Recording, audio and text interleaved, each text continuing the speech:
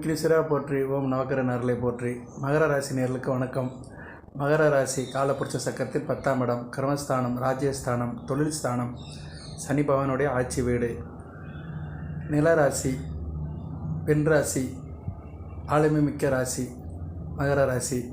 ராசிநாதன் சனி பகவான் நல்ல நிலைமையில் இருக்கிறாரு. ஏழரை தாக்க வெகுவாக குறைய போகுது. ஏழரை முடிய போகுது. பொறுத்தவர் பூமி ஆழ்வார் சொன்ன மாதிரி கடந்த ஒரு 7-8 வருஷத்துக்கு மேலாக பொறுமையாக இருந்துட்டீங்க மகர ராசி. ஏகப்பட்ட கஷ்டத்தை அனுபவிச்சிங்க. நிறைய இன்னல்கள் அது சொல்லி மாறாது. நான் நிறைய வீடியோ போட்டிருக்கிறேன் பொது ஜோடியத்தில். அப்பப்போ அப்டேட் பண்ணுவேன், சாதக பாதங்களை சொல்லுவேன். அப்படி பார்க்கும்போது மகர ராசிக்கு ஒரு 18 வயசில் இருந்து ஒரு 70 வயசுக்கு உட்பட்டவர்களுக்கு பல்வேறு கட்டங்களில், அதுவும் ஒவ்வொரு வயசில் இருக்கிறவங்களுக்கும் ஒவ்வொரு கட்டத்தில் நிறைய பிரச்சனை வந்திருக்கு தசாபுத்திக்கு அடிப்படையில். இதில் ராகு திசை சனி திசையில் நடக்கிறவங்க ரொம்ப சங்கடப்பட்டுருக்கிறாங்க. குறிப்பாக ராகு திசை இளையவருக்கு வந்திருக்கும். ஒரு 30, 35, 40 வயசுக்குள்ளே இருக்கிறவங்களும் ராகு திசையில் நிறைய கஷ்டப்பட்டீங்க. அது இல்லைன்னு சொல்ல முடியாது. ஏன்னா ராகு திசையும் ஏழரை சனியும் ஒரே நேரத்தில் வந்துச்சுன்னா அந்த குறிப்பிட்ட காலகட்டம் ரொம்ப குருஷியலாக இருக்கும். அதுவும் குறிப்பாக அந்த ராகு திசையில் சில புத்திகள்லாம் மேட்ச் ஆகாது. ராகு திசையில் சூரிய புத்தி, சந்திர புத்தி, செவ்வாய் புத்தி, இந்த 3 புத்தி. ராகு திசையில் சனி பகவான் புத்தி, இந்த 4 புத்தி இருக்குது.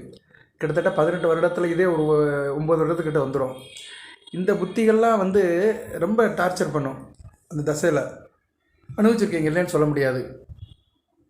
மகர ராசியில் ஒரு 18 வயசுலேருந்து 40 வயதுக்கு உட்பட்ட ஆண் பெண்கள் குறிப்பாக ரொம்ப கஷ்டங்கள் அனுபவிச்சிங்க. வயதுக்கு ஏற்ற மாதிரி, பழக்க வழக்கத்துக்கு ஏற்ற மாதிரி, அனுபவத்துக்கு ஏற்ற மாதிரி. ஒரு 25 வயசு கீழே இருக்கிறவங்களுக்கு படிப்பில் பிரச்சனை, படிப்புக்காக பிரச்சனை, படித்து முடித்து வேலை இல்லைன்னு பிரச்சனை, காதல் பிரச்சனை, திருமணம் அமையலைன்னு ஒரு இயக்கம், திருமணம் அடைந்தவர்களுக்கு புத்திர பிரச்சனை, பிள்ளை கிடைக்கல, திருமணத்தில் நல்ல உறவு ஆகலை, செட்டிங் ஆகலை, குடும்பத்துக்குள்ள பிரச்சனை. அதுக்கு மேலே வயசில் 35-40 இருக்கிறவங்களுக்கு தொழிலை சரி பண்ண முடியல, தொழிலில் நெருக்கடிகள், தொழிலில் லாபம் இல்லை, விரயம் அதிகம், அலைச்சல், இப்படி பலதரப்பட்ட அமைப்பில் தான் இருந்தது மகர ராசி. சரியா நேர்களே? அது இல்லைன்னு சொல்ல முடியாது. 2017 இந்த அமைப்பு இருக்குது. அது ஓரளவு முடிய போகுது. வருகிற மார்ச் 29ஆம் தேதியோடு முடிய போகுது. அதுக்கு முன்னோட்டமாக இப்போ நல்ல அமைப்பு ராசியை சுற்றி நடக்குது. முத்தாய்ப்பாக ராசிக்கு சுக்கிரன் வராரு. உங்கள் ராசிக்கு ராஜ யோகாதிபதி 5-10 கூடிய சுக்கிரன் வராரு 29/11/2024. வருஷத்துக்கு ஒரு தடவை சுக்கிரன் மகரத்துக்கு வருவார். மகர சுக்கிரன் நல்ல அமைப்பு தான். சுக்கிரன் மகரத்துக்கு வரும்போது சனி பகவான் ஆட்சிப்பட்டு தான் இருக்கிறார். மூலத்திரிகோணம் ஆட்சிப்பட்டு ராசிக்கு 2ஆம் இடத்துல இருக்கிறார். ஏழரை சனியாக பாதசனியாக இருந்தாலுமே சுப வர்க்கப்பட்டு இருக்கிறார். கூடுதல் சிறப்பு தான். சுக்கிரன் ஒரு நல்ல கிரகம், இயற்கை சுபர், வீனஸ். சுக்கிரன் ஒரு மனிதனுக்கு பொருளையும் கொடுப்பாரு, இன்பத்தையும் கொடுப்பாரு. அது ரெண்டும் இருக்கும். அதாவது என்ன சொல்லுவாங்க, சில பேர் பணம் இருக்கும், அனுபவிக்க முடியாது. சுக்கிரன் பணத்தை கொடுத்து அனுபவிக்க வைப்பார். அதுதான் ரொம்ப முக்கியம். ஏன்னா அனுபவிக்காமல் வாழ்க்கையை நம்ம அடுத்த கட்டத்துக்கு போக முடியாது. அனுபவம் இருக்கும், அனுபவிக்கணும், எல்லாத்தையுமே ஆசைப்படணும், அர்த்தமுள்ள ஆசைப்படணும். அது மாதிரி சுக்கிரன் ஒரு அனுபவிக்க உள்ள கிரகம். ஒரு மனிதன் ஆணுக்கோ பெண்ணுக்கோ ஒரு சந்தோஷத்தை கொடுப்பாரு, மகிழ்ச்சியை கொடுப்பாரு, பூரிப்பை கொடுப்பாரு, இன்பத்தை கொடுப்பாரு, நல்ல ஒரு ஏற்றத்தை கொடுப்பாரு. வாரிசை கொடுக்குறவர் அவர் தான். ஸோ சுக்கிரன் ஒரு ரொம்ப முக்கியமான கிரகம். நவக்கிரகங்களே 20 வருடம் அவர் தசாபுத்தி. மகர ராசிக்கெல்லாம் சுக்கிர தசை வர்றதுக்கெல்லாம் 4000. சரியா? சுக்கிர தசை எதிர்பார்த்துட்டு இருக்க வேண்டாம் நீங்கள். ஆனால் ராசியில் சுக்கிரன் வரும்போது அந்த தசையில் உள்ள பலன்களை கொடுத்துட்டு போயிடுவார். ராசிக்கு எப்படி இருக்கிறாருன்னு நீங்கள் பார்த்துக்கணும். உங்கள் ராசிக்கு ஜாதகத்தில் பார்க்கணும். உங்கள் ராசியில் சுக்கிரன் 3-8 மறையாமல் இருக்கணும். 3ஆம் இடத்துல இருந்தாலும் பரவாயில்ல. மீனத்தில் உச்சம் அடைவார். ஒரு நல்ல பலன்களை கொடுப்பாரு. 8ஆம் இடத்துல இருந்தாலும் சில பிரச்சனைகள் கொடுப்பாரு. சிம்மத்தில் இருந்தாலும் அந்த அளவுக்கு ஏற்றத்தை கொடுக்க மாட்டார். ஆனால் அரசு தொடர்பில் நல்ல ஒரு ஏற்றத்தை கொடுப்பார். அரசாங்கம், அரசியல், இதில் சில அமைப்புகளை கொடுப்பாரு. இருந்தபோதிலும் சுக்கிரன் ராசிக்கு 3-8 மறையக்கூடாது. அதுபோக அவர் ராகு, சூரியன், செவ்வாய் இவங்க கூட சேராமல் இருந்தாலும் பரவாயில்ல. செவ்வாய் கூட சேர்ந்திருந்தாலும் பிருகுமங்கல யோகம். செவ்வாய் பார்வையில் இருந்தாலும் பிருகுமங்கல யோகம் தான். கணவன் மனைவி உறவு நல்லாயிருக்கும், காதல் திருமணம் கை கொடுக்கும். இப்படி சில பலன்களை கொடுப்பாரு. ரைட் நேயர்களே? இருந்தபோதிலும் சுக்கிரன் ராசிக்கு வருது. மற்ற நிலைமை காட்டிலே நேரம் நல்லா இருக்கும். உங்களுக்கு உங்கள் ராசிக்கு அதிர்ஷ்டம் கை கொடுக்கும். சுக்கிரன் மகாலட்சுமியோட அம்சம். மகாலட்சுமியோட சகோதரரை பார்க்கப்படுகிறார். அதனால் ராசிக்கு வந்து மகாலட்சுமி வந்துட்டா அவங்க ராசிக்கு. அஷ்டலட்சுமி சேர்ந்து வர்ற மாதிரி தான். அதுபோல் ராசிக்கு செவ்வாய் பார்வை இருக்கிறதுனால வீரலட்சுமி அவங்க கைட்ட வந்துட்டா. எப்போ வீரலட்சுமி வந்து ராசியில் வந்துட்டாலோ அப்போ அனைத்து லட்சுமியும் வந்துடுவாங்க, மற்ற 7 லட்சுமி வந்துடுவாங்க. ஏன்னா அஷ்டலட்சுமியில் வந்து வீரலட்சுமின்னு ஒரு லட்சுமி இருக்கா. வீரம் எங்கே இருக்கோ அங்கே தான் எல்லாமே வந்துடும். தைரியம் லட்சுமி அப்படிம்பாங்க, வீரலட்சுமி அல்லது தைரியலட்சுமி. தைரியலட்சுமி இருக்கிற இடத்துல மற்ற எல்லா லட்சுமியும் வந்து உட்காந்துருவாங்க. தனலட்சுமி, தானியலட்சுமி, தைரியலட்சுமி, பாக்கியலட்சுமி, கஜலட்சுமி, மகாலட்சுமி, இப்படி 8 லட்சுமிகள் இருக்கிறாங்க. இந்த 8 லட்சுமிகளுமே வந்து தைரியலட்சுமி இருக்கிற இடத்துக்கு வந்துடுவாங்க. இங்கே தைரியத்துக்கு ஏன் சொல்கிறேன்னா, செவ்வாய் வந்து ராசியை பார்க்குறாரு. செவ்வாய் ஒரு தைரியமிக்க கிரகம், சகோதரகாரகன், தைரியமிக்க கிரகம். 3ஆம் இடத்து வேலையை எடுத்து சிறப்பாக செய்வார். பொதுவாகவே செவ்வாய்னாலே வந்து ஒரு 3ஆம் இடம் தொடர்பில் உள்ள கிரகம் தான். ஏன்னா 3ஆம் இடம் வந்து லக்கண ரீதியாக வந்து சகோதரத்தை குறிக்கும், தைரியத்தை கொடுக்கும். ஒரு வீரம், வெற்றி இதை குறிக்கிற இடம் 3ஆம் இடம். அந்த 3ஆம் இடத்துக்கு எப்போவுமே தொடர்புள்ள இருக்க கிரகம் செவ்வாய் தான். அது தனி சப்ஜெக்ட்டுங்க. அதை வந்து ஒரு நாள் நான் சொல்லணும்னு நினைக்கிறேன், எனக்கு முடியல. அதாவது ஒவ்வொரு ராசிக்கும் நீங்கள் ஒரு லக்கணத்தில் பிறந்திருப்பீங்க. நீங்கள் மகர ராசியில் பிறந்தாலும் ஒவ்வொரு லக்கணத்தில் பிறந்திருப்பீங்க. அந்த லக்கணத்திலிருந்து ஒவ்வொரு வீடும் ஒவ்வொரு ஆதிபத்தியத்தை குறிக்கும், சரியா? அந்த ஒவ்வொரு ஆதிபத்தியத்துக்கும் ஒரு கிரகம் இருக்கும். அது நீங்கள் எந்த லக்கணத்தில் பிறந்தாலும் சரி. இப்போ நீங்கள் மகர ராசி மேச லக்கணத்தில் பிறந்தீங்கன்னா, மேச லக்கணத்துக்கு வந்து யார் சார் அப்படின்னா, மேச லக்கணத்துக்கு வந்து செவ்வாய் தான் அதிபதி. செவ்வாய் தான் வந்து அதிபதி. ஆனால் மேச லக்கணத்துக்கு முக்கியமான கிரகமாக பார்க்கப்படுகிறவர் சூரியன். அதுக்கடுத்து வந்து 2வது இடம் என்னது? ரிஷபம். ரிஷபங்கிறது என்ன சார் அப்படின்னா, ரிஷபம் வந்து சுக்கிர வீடு தான். ஆனால் ரிஷப லக்கணத்துக்கு ரிஷபராசி முக்கியமாக கிரகமாக பார்க்குறவர் குரு பகவான். ஏன்னா அது தனஸ்தானம், தனம்னா தனகாரகன். அது 3ஆம் இடம் மிதுனம். மிதுனம் வந்து புதனோட வீடு தான். இருந்தாலும் அது சகோதர ஸ்தானம். அதுக்கு முக்கியமானவர் யார் சார் பார்த்தோம்னா செவ்வாய் வருவார். ஸோ இப்படி ஒவ்வொரு லக்கணத்துக்குமே அந்தந்த இடத்துக்கு ஏற்ற மாதிரி அந்த காரகத்துவத்த கிரகங்களும் ஒரு பங்களிப்பை கொடுக்கும். ரைட்டு, இதுக்கு மேலே சொல்ல வேண்டாம், உங்களுக்கு அந்த அளவுக்கு மைண்டில் இருக்காது. உங்களுக்கு பலன்களே போவோம் நம்ம. அப்பேற்பட்ட செவ்வாய் வந்து தைரியத்துக்கு உள்ளவர்.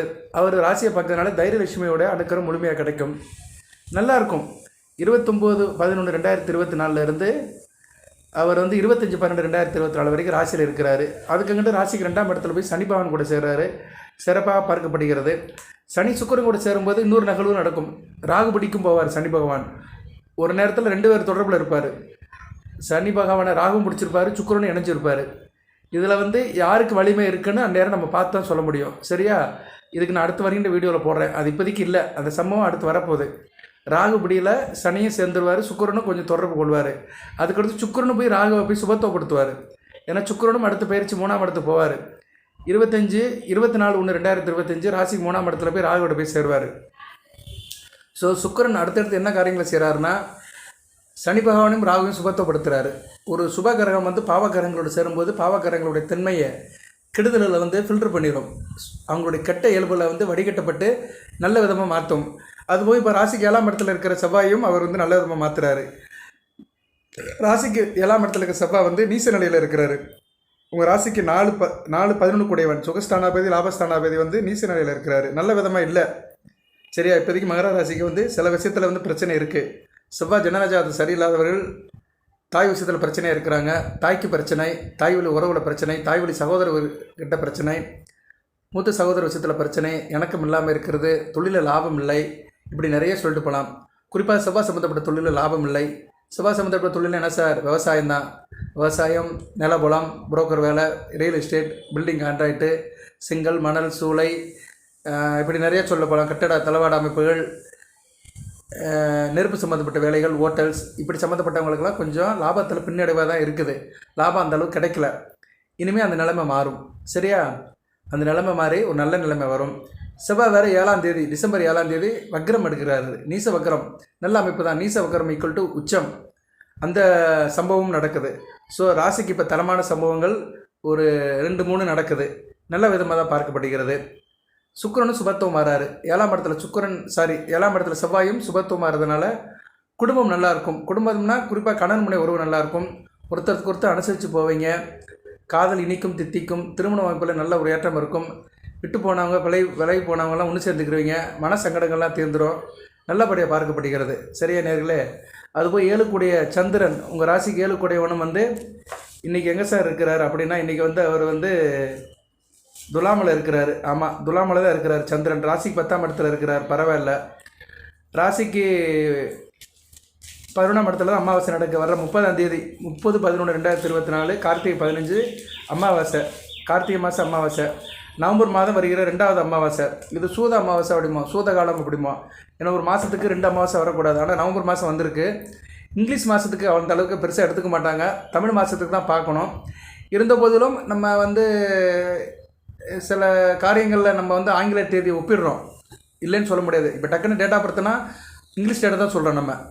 அதனால் நீங்கள் வந்து சனிக்கிழமை வந்து உங்களுக்கு வேண்டிய நாள் தான், உங்கள் ராசிநாதனுடைய நாள் தான். சனிக்கிழமை சிவன் கோயிலுக்கு போயிருங்க, கண்டிப்பாக போயிருங்க. நான் சொல்கிற பழங்கள்லாம் ஒரு பக்கம் இருக்கட்டும், இந்த வழிபாடு செய்யுங்க. சனிக்கிழமை சிவன் கோயிலுக்கு போயிருங்க, சிவபெருமானை கும்பிடுங்க. அமாவாசை அன்னைக்கு சிவனுக்கு விளக்கு போட்டுவாங்க, சிவசக்தியை கும்பிடுங்க. ஓகே நேயர்களே, எதுக்கு நம்ம சந்திரன் இப்போ கூப்பிட்டேன்னா, 7 கூடியவனும் வந்து 30ஆம் தேதிக்கு மேலே வளர்பிறை சந்திரனாக இருக்கிறாரு. நல்ல விதமாக பார்க்கப்படுகிறது. சரியா? ஸோ 7ஆம் இடம் சிறப்பாக இருக்குது. கணவன் மனை உறவு, கூட்டு தொழில், பங்கு சந்தை, சொந்த பந்தம், நண்பர்கள் எல்லாமே சிறப்பாக இருக்குங்க. இன்னும் அடுத்த வருட காலகட்டத்தில் நான் சொல்கிற இடத்துலலாம் நல்லபடியாக இருக்கும். பேங்க் ஷேரிங்கில் நல்லாயிருக்கும். சரியா? இன்வெஸ்ட்மெண்ட்டில் நல்லாயிருக்கும். தொழில் நல்லாயிருக்கும். கூட்டு தொழில் இது மாதிரி டீமாக செய்கிறவங்க, டீமில் இருக்கிறவங்க, அசோசியேஷனில் இருக்கிறவங்களுக்குலாம் நல்லாயிருக்கும். உத்தியோக ரீதியாகவும் நல்லாயிருக்கும், தொழில் ரீதியாகவும் நல்லாயிருக்கும். இப்படி நல்ல பலன்களை செய்கிறாரு. சரியா? சுக்கிரனை செய்கிறாரு, செவ்வாய் செய்கிறாரு. அதுபோல் செவ்வாய் வந்து உங்கள் ராசிக்கு வந்து 11ஆம் இடம், ராசி 2ஆம் இடத்தை பார்த்துட்டு இருந்தார். தொழிலில் வந்து இனிமேல் லாபம் நல்லபடியாக இருக்கும். சரியா? லாபம் நல்லபடியாக இருக்கும். நல்ல வருமானம் அதிகமாக இருக்கும். அந்த வருமானம் குடும்பத்துக்கு வரும். 2ஆம் இடத்தை பார்க்குறதுலேயும் ஒரு நல்ல பார்வை வந்து நல்லபடியாகிடும். அந்த பார்வை பலன்களை கெடு குறையும். சரியா நேர்களே? நல்ல விதமாக தான் பார்க்கப்படுகிறது. பொதுவாக சுக்கிரன் மகரத்தில் இருக்கலாம். சில பேருக்கு சில கெட்ட பழக்க வழக்கங்கள் இருக்கும், வயதுக்கு ஏற்ற மாதிரி. அதை மட்டும் குறைச்சிக்கோங்க. சரியா? பெண்கள் விஷயத்தில் கொஞ்சம் கவனமாக இருங்க. காதலிப்பவர்கள் காதலியை வந்து நேர்மையாக கொண்டு போங்க. உணர்ச்சி வசப்படாதீங்க. சில பேருக்கு வந்து கொஞ்சம் எக்ஸ்ட்ரீமாக ஆகிற மாதிரி இருக்கும். ஆண் பெண் உறவில் வந்து கொஞ்சம் கூடுதல் ஒரு பற்று வரும். கூடுதலாக என்ன சொல்கிறது, ஸ்பிரிட்டும்பாங்க.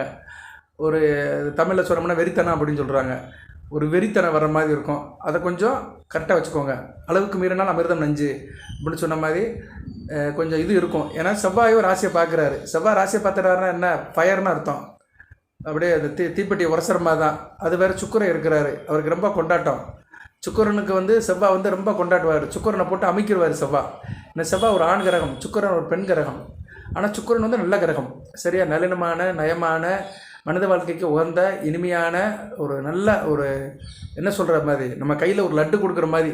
நம்ம கையில் உள்ளங்கையில் ஒரு லட்டு, திருப்பதி லட்டு இருந்தால் எப்படி ஃபீல் பண்ணுவோம், ஒரு மனநிலை எப்படி இருக்கும்? உங்கள் வலது கையில் ஒரு உள்ளங்கையில் ஒரு திருப்பதி லட்டு முழுமையாக இருக்குது அப்படின்னா எப்படி இருக்கும்? அது மாதிரி தான். ஆனால் செவ்வாய் வந்து எப்படின்னா அதை அப்படியே கவிட்டு திங்கலாமான்னு அப்படியே கையை காலை பிடிச்சி இழுப்பார். செவ்வாய் வந்து அப்படிப்பட்ட உள்ள கிரகம், முறுக்கமுள்ள கிரகம். அதனால் செவ்வாய் பார்வை ராசிக்கு இருக்குது, இல்லைன்னு சொல்ல மாட்டேன், இருக்குது. ரொம்ப நாளைக்கு இருக்குது. அவர் வக்கரமானாலுமே ஜனவரி 21ஆம் தேதி வரைக்கும் ராசிக்கு 7ஆம் இடத்துல தான் இருப்பார். ஸோ செவ்வாயோடைய அந்த இது இருக்குது, வீச்சு இருக்குது. அதனால் கோவப்படுவீங்க, திடீர்னு கோவப்படுவீங்க, முன்கோவப்படுவீங்க, எமோஷன் ஆவீங்க, டென்ஷன் ஆவீங்க. கணவன் மனைவி உறவில் திடீர்னு தர்க்கம், வாக்குவாதம் எல்லாமே இருந்திருக்கும். இனிமேல் அது கொஞ்சம் கட்டுக்குள்ளே வரும். ஏன்னா சுக்கிரனும் 7ஆம் இடத்தை பார்க்குறாரு. 7 கூடியவனும் வளர்பிறை சந்திரன் வராரு. சந்திரன் மாதத்துக்கு ஒரு தடவை வளர்பிறை தேய்பிறை போயிட்டு தான் இருப்பார். இருந்த போதிலும் இப்போ நல்லா இருக்குது. சரியா? இனிமேல் நல்லா இருக்குது. நாளை முதல் நல்லா இருக்குது. 7ஆம் இடத்துக்கு சுக்கிர பார்வை வந்துருச்சு. அதனால் எதுக்கு சொல்ல வரேன்னா, கொஞ்சம் அமிர்தமாயினும் என்ன சொல்லுவாங்க, அளவுக்கு மீறினால் அமிர்தம் நஞ்சுன்னு சொன்ன மாதிரி பெண்கள் விஷயத்தில் கொஞ்சம் கவனமாக இருங்க. சரியா? பெண்கள் விஷயத்தில் நல்லா இருங்க. ஒரு வட்டம் போட்டு வாழுங்க. சரியா நேரில் சில எசக்கு பொசுக்கான காரியங்கள் நடக்கிறதுக்கு வாய்ப்புகள் கூடுதல் இருக்குது. கவனமாக இருக்கணும். சரியா? ஏன்னா ராசிநாதன் ராகு சாரத்தில் போகிறாரு. ராகு வந்து சனி சாரத்தில் போகிறாரு. அவங்க 2 பேத்துக்கும் ஒரு தொடர்பு இருக்குது. ராகுவும் இதில் மறைமுகமாக தலையிடுறாரு. ஏன்னா உங்கள் ராசிக்கு பலன் சொல்லும்போது உங்கள் ராசிநாதனுடைய நிலைப்பாடு என்னன்னு எப்பயுமே பார்க்கணும். இது ஜோதிடத்தில் இருக்குது. எந்த கிரகத்துக்கு பலன் சொன்னாலுமே அந்த நேரம் ராசிநாதன் எப்படி இருக்கிறாரு, அதுதான் ரொம்ப முக்கியம். நம்ம வீட்டுக்கு லேட்டாக போகிறோம், பள்ளிக்கூடத்து பசங்களுக்குலாம் தெரியும். வீட்டுக்கு லேட்டாக போவாங்க விளையாண்டுட்டு, இல்லைன்னா ஃப்ரெண்டு வீட்டுக்கு போய்ட்டு ஊரை சுற்றிட்டு போவாங்க. வீட்டில் அப்பா இல்லைன்னா சல்லுன்னு உள்ளே போயிடுவாங்க. வீட்டில் அப்பா இருந்தாருன்னா உள்ளே போக முடியாது, பயந்து போவாங்க. அப்பா பார்த்துருவாரோ, பார்த்தா திட்டுவாரோ, அடிப்பாரோ அப்படின்னு ஒரு பயம் இருக்கும். ஸோ அப்போ வீடுனா தாப்பனை முன்னிட்டு தான் அந்த வீடு இருக்குது. குடும்பத் தலைவன், அதனால தான் தலைவன் வச்சுட்டாங்க, குடும்பத் தலைவன். அது மாதிரி உங்கள் குடும்ப தலைவன், உங்கள் ராசிக்கு தலைவன் சனி பகவான், அவர் நிலைமை எப்படி இருக்குன்னு எப்பயுமே பார்க்கணும். அவர் நல்ல நிலைமையில் இருந்தார்னா உங்களுக்கு முழுமையான பலன்கள் கிடைக்கும். அவர் மாறுபட்ட மனநிலையில் இருந்தார்னா பலன்கள் வந்து ஆய்வுக்கு உட்பட்டு தான் கிடைக்கும். எந்த ராசியாக இருந்தாலும் சரி, மகர ராசிக்குன்னு இல்லை, எல்லா ராசிக்குமே ராசிநாதன் வந்து நல்ல நிலைமையில் இருந்தார்னா பலன்கள் அப்படியே கிடைக்கும். நல்ல மனசில் இருந்தார்னா நமக்கு சாதகமான பலன்கள் கிடைக்கும். ஓகே நேர்களே, நல்லா தான் இருக்குது. ஓகே, பலன்கள் கொஞ்சம் பாதி சொல்லிட்டேன். நல்லா இருக்கும். ஆள் கொஞ்சம் பார்க்க வசீகரமாக இருப்பீங்க. முகத்தில் ஒரு பொலிவு இருக்கும். தேகம் நல்லபடியாக இருக்கும். திடகாத்திரமாக இருப்பீங்க. ஈவு இறக்கம், கருணை காரண்யம் இருக்கும். தன்னை அலங்காரப்படுத்திக்கிறவங்க. கையில் காசு பணம் இருக்கும். ஒரு பகட்டு இருக்கும். அதுபோக புன்பொருள் வசதி சேரும். இனிமையாக பேசுவீங்க. நகை நட்டு வாங்குறதுக்கு நல்ல ஒரு காலகட்டமாக இருக்கும். பெண்களுக்கு வேண்டியவனா இருப்பீங்க. மகர ராசி பெண்கள் கொஞ்சம் நல்லா இருப்பீங்க. அதுபோக இந்த தொழில் பண்ணுற பெண்கள், கணவனோடு சேர்ந்து வேலை செய்கிற பெண்களுக்கெல்லாம் மிக நல்லா இருக்கும். வண்டி வாகன யோகம் இருக்கும். சுக்கிரன் வந்து அதுக்குள்ளவர் தான். விவசாயம் சிறப்பாக இருக்கும். விவசாயம் பண்ணுறவங்க நல்ல விதமாக பார்க்கப்படுகிறது. தோட்டக்கலை, விவசாயம், கால்நடை வளர்ப்பு நல்லாயிருக்கும். பால் வியாபாரம் பண்ணுறவங்க, மில்க் ப்ராடக்ட் பண்ணுறவங்களும் மிக சிறப்பாக இருக்கும். குடும்பத்தோட சந்தோஷம் இருக்கும். விருத்தியாக இருக்கும்.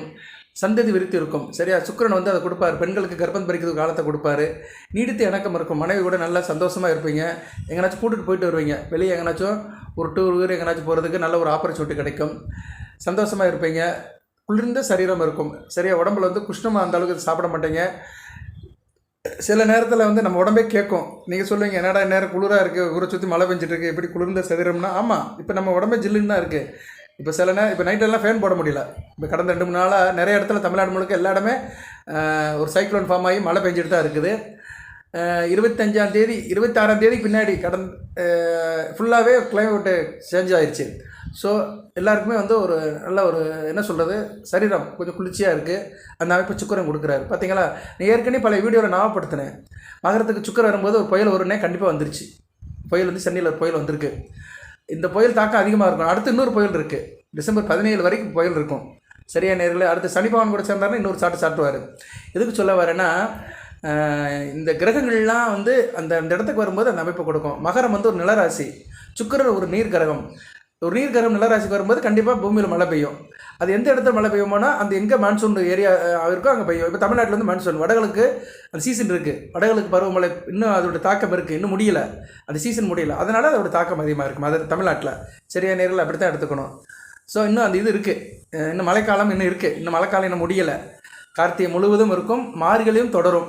சரியா, நல்லா சொன்னோம்னா தை மாதத்துலேயும் கொஞ்சம் மழை இருக்குது. அந்த அமைப்புக்கு தான் கிரக நிலைகள் போயிட்டு இருக்குது. ஓகே நேர்களே, மகராசிக்கு பொறுத்தளவுக்கு தேக அரைக்க நல்லாயிருக்கும். நாள்பட்ட வேதியில் இருக்கிறவங்க உட்காந்துக்கிறீங்க. ஆள் ஸ்மார்ட்டாக இருப்பீங்க. சரியா, கோபம் என்ற பேச்சுக்கு ஒரு இது இருக்காது, டென்ஷன் இருக்காது, படப்படுப்பு இருக்காது. அதனுடைய தாக்கம் என்னோடய பேச்சிலே தெரியும். நானும் மகர ராசிக்காரன் தான். கிட்டத்தட்ட இப்போ 17 நிமிஷம் பேசிட்டேன். மெதுவாக தான் பேசியிருக்கிறேன் இன்றைக்கி. இல்லைனா புரிஞ்சு தள்ளிடுவேன், வேகமாக பேசுவேன். நிறைய பேர் சொல்லுவாங்க, என்ன சார் ட்ரெயினை பிடிக்க போகிறீங்களா, ஓட்டோன்னு ஓடுறீங்கம்பாங்க. அந்த பார்த்திங்களா, எனக்கே வந்து கொஞ்சம் மாற்றம் வந்துருச்சு. ஏன்னா நானும் அந்த ராசியில் இருக்கிறவன் தானே, அந்த ராசியில் பிறந்தவன் தானே. அதனால் அந்த ராசி சம்மந்தப்பட்டவங்களுக்கு ஒரு மாற்றம் தெரியும். சுக்கரன் ராசிக்கு வந்துட்டாருன்னா கொஞ்சம் பொறுமையாக இருப்பீங்க. எந்த ஒரு விஷயத்தையும் நிதானமாக இருப்பீங்க. பதட்டம் இருக்காது. சீர்தூக்கி பார்ப்பீங்க. சிறப்பு தான். தானத்தில் சிறந்தது நிதானம். அந்த நிதானம் வந்து மகர ராசிக்கு வந்துருச்சு. நல்ல விதமாக தான் பார்க்கப்படுகிறது. அடுத்து ராசிநாதன் கூட சேருவார். நல்லா தாங்க இருக்கு. சரியா நேர்களே? சரி சார், அவர் சாரம் எப்படி இருக்குது, அது ரொம்ப முக்கியம். வீடு கொடுத்தவன் நல்ல நிலைமையில் இருக்கிறாரு சனி பகவான். அடுத்து சாரம் எடுத்துட்டோம்னா சூரிய சந்திர செவ்வாய் சாரம். உத்திராடம், திருவோணம், அவிட்டம், இந்த 3 நட்சத்திரத்தில் போகிறாரு. இதில் உத்திராடம் சூரிய நட்சத்திரம். சூரியன் எப்படி சார் இருக்காருன்னா, சுக்கிரன் போகிற வரைக்கும் சூரியன் நல்லா தான் இருக்கிறாரு. ராசிக்கு 11ஆம் இடத்துல குரு பார்வையில் தான் இருக்கிறாரு. ஆனால் அதே நேரத்தில் சனி பார்வையிலும் இருக்கிறார். உங்கள் ராசிநாதனும் 10ஆம் பார்வையால் சூரியனை பார்க்குறாரு. இதில் வந்து கொஞ்சம் அப்படி இப்படி தான் இருக்கும். எப்படி இருக்குது சார்னா, தகப்பன் மகனுக்கும் சில பிரச்சனைகள் இருக்கும். அப்பா மகன் குடும்பத்தில் சில செல்ல பொண்ணு விழுந்துக்கிடுவாங்க. அண்டர்ஸ்டாண்டிங் இல்லாமல் இருக்கும். மியூச்சுவல் அண்டர்ஸ்டாண்டிங் இருக்காது. தகப்பன் வழி உறவில் சில பிரச்சனைகள் இருக்கலாம். எல்லாத்துக்கும் இருக்குன்னு சொல்ல மாட்டேன். சூரியன் ஜனன ஜாதகத்தில் கெட்டு போனவங்களுக்கு இருக்கும். அது எப்படி கெட்டு போயிருக்காருன்னு நான் நிறைய வீடியோவில் சொல்லிட்டேன். சரியா, அதனால் திருப்பி சொல்ல வேண்டிய அவசியம் இல்லை. குரு பார்வை இருக்குது. புதன் கூட சேர்ந்துருக்கிறாரு. நிலைமை கட்டுக்குள்ளே தான் இருக்கும். எக்ஸ்ட்ரீமாக போயிடாது. வீட்டுக்குள்ளே ஏதோ ஒரு தவால் ஒரு இது இருக்கும். வீட்டுக்குள்ளே சில என்ன சொல்கிறது, வாதம் இருக்கும், தர்க்கம் இருக்கும். மற்றபடி அது வெளியே போகாது. 11ஆம் இடம் விருச்சிகத்தில் சூரியன் இருக்கிறாரு. டிஸ்டர்ப் ஆகிறாரு. ஸோ செவ்வாய் சம்மந்தப்பட்ட ஆளுமையில் இருக்கிறவங்க சில பிரச்சனை இருக்கும். யூனிஃபார்ம் சர்வீஸில் இருக்கிறவங்க, அறுவை சிகிச்சை டாக்டர்ஸ், அப்புறம் வந்து ஹோம் கார்டில் இருக்கிறவங்க, இப்படி இவங்களுக்கெல்லாம் வந்து ஆளுமை அதிகாரம் தலைமை பொறுப்பில் இருக்கிறவங்களுக்கு சில டென்ஷன் இருக்கும், உத்தியோக அலைச்சல் இருக்கும், பதட்டம் இருக்கும். சரியா, அதெல்லாம் இருக்க தான் செய்யும். மியூச்சுவல் அண்டர்ஸ்டாண்டிங் குறையும். சனி சூரியனை பார்த்துட்டாலும் என்ன அர்த்தம்னா புரிதல் குறைஞ்சி போயிடும். ஏன்னா சனி பகவான் என்றைக்குமே இந்த புரிதலை உடைக்கிற கிரகம் தான். அந்த 2 பேர்த்துக்கும் உள்ள பரஸ்பரமாக இருக்கிற அந்த இதை உடைச்சிருவார் சனி பகவான். அவர் எந்த கிரகத்தை பார்த்தாலுமே அந்த கிரகம் எந்த காரகத்துவத்துக்கு உள்ளதோ அந்த காரகத்துவத்துடைய புரிதலை உடைப்பார் சனி பகவான். அதுதான் சனி பார்வை வந்து கெடுபார்வை சொல்கிறாங்க. புரிதல் தான் ரொம்ப முக்கியம். இன்றைக்கி புரிதல் இல்லாமல் தான் நிறைய உறவுகள் வந்து இன்றைக்கி வந்து பிசகி போயிடுது. சரியா? ஒரு அண்டர்ஸ்டாண்டிங் எல்லாம் போயிடுது. மியூச்சுவல் அண்டர்ஸ்டாண்டிங்கிறது என்ன? ஒருத்தருக்கு ஒருத்தர் பரஸ்பரமாக புரிஞ்சுக்கிறது. மிஸ் அண்டர்ஸ்டாண்டிங்னா என்ன? தவறாக புரிஞ்சுக்கிறது.